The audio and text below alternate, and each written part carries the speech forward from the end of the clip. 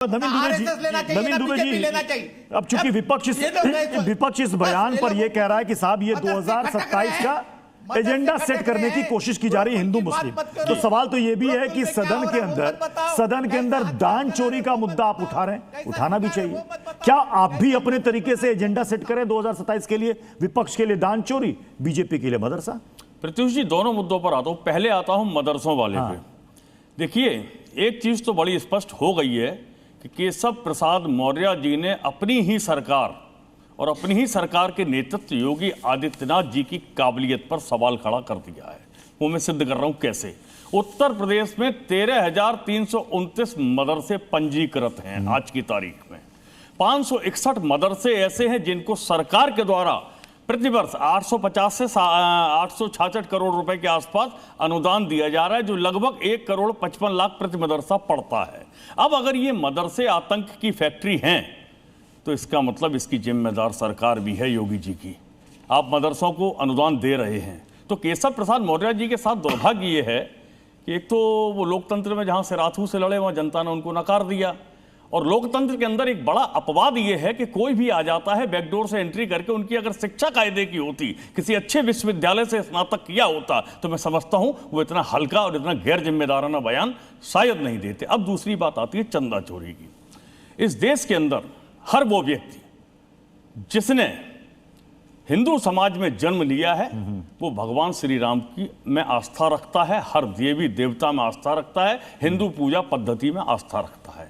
अब प्रश्न ये है कि दान की चोरी हुई, हर महीने में एक चक्कर मुख्यमंत्री योगी आदित्यनाथ जी का स्वयं लगता था, और जो ये बड़ा दावा करते हैं कि उत्तर प्रदेश को हमने क्राइम फ्री कर दिया है, अपराधी या तो यमलोक में हैं या फिर जेलों में हैं, और नहीं है तो बचे कुचे भाजपा में हैं, ये हम कह रहे हैं।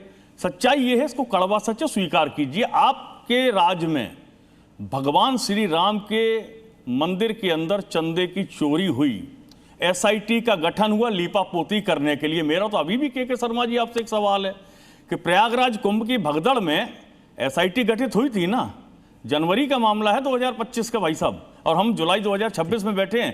किसके ऊपर एफआईआर हुई है, कौन जिम्मेदार है उन मौतों का, बता दीजिए आज की तारीख। के शर्मा जी, देखिए, उसकी जांच रिपोर्ट आ रही है और वो जो है सरकार उसको सामने भी करेगी जो भी आएगी। लेकिन जहां तक आप ये सारा मुद्दा बदल के राम जन्मभूमि में हुई अनियमितताएं के संदर्भ में आप यहाँ ले आए, मुझे नहीं पता ये डिस्कस का हिस्सा था। ये दो सवाल आपसे पूछे। नहीं, आपकी प्रायोरिटी जो है मैं समझ गया। आपको जो है आपको हिंदू आस्थाओं पर चोट करनी है साहब, इसीलिए तो नाटक नौटंकी आप कर रहे हैं भाई साहब। ये हिंदू आस्थाओं पर चोट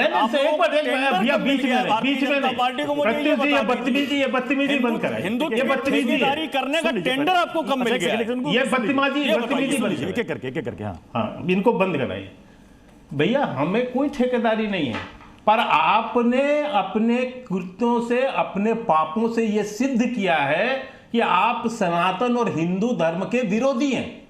ये प्रमाण, यदि ये नहीं होता, एक मिनट शांति भैया, आपके समय में नहीं बोला, अब आप बदतमीजी के लिए बीच में खड़े आ रहे हैं। आपको करारा जवाब है, इसको आप बदतमीजी। कोई जवाब नहीं, अभी आप जवाब सुनोगे, आपको अभी आप जवाब सुनोगे वापस हो जाओगे।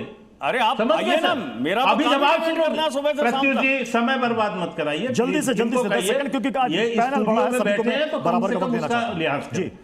आपके पाप ये कहते हैं सर कि आप हिंदू विरोधी हैं, क्योंकि आपने निहत्थे कार सेवकों पर गोलियां चलवाई। मुलायम सिंह ने खड़े होकर इसको स्वीकारा, यहां मेरे कहने पर गोली चली। आपने अभी तत्कालीन संसद के बाहर अब मुझे जो नौटंकी आपने साधु संतों का जल्दी से उसमें के शर्मा जी सुन लो यार, धैर्य रखो भाई साहब। अभी मेरा टाइम है, सुनिए, सुनिए, सभ्यता के साथ सुनिए के शर्मा जी, अब नहीं बोलने दूंगा।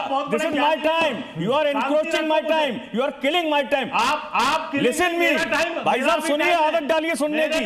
सुनिए, अगर मुलायम सिंह यादव ने कार सेवकों पर गोलियां चलवाई थी तो मुकदमा लालकृष्ण अडवाणी, अशोक सिंघाल, उमा भारती जी, इन पर क्यों दर्ज हुआ था भाई? मुलायम सिंह यादव के ऊपर कोई हत्या का मामला दर्ज हुआ क्या आज तक? आप बता दीजिए। आप लोग झूठ बोलने में, झूठे नैरेटिव करने में, झूठे नारे करने में पीएचडी है और कुछ नहीं आपका एजेंडा। आप डेवलपमेंट पे बात करो तो बगले झांकने लगेंगे आप।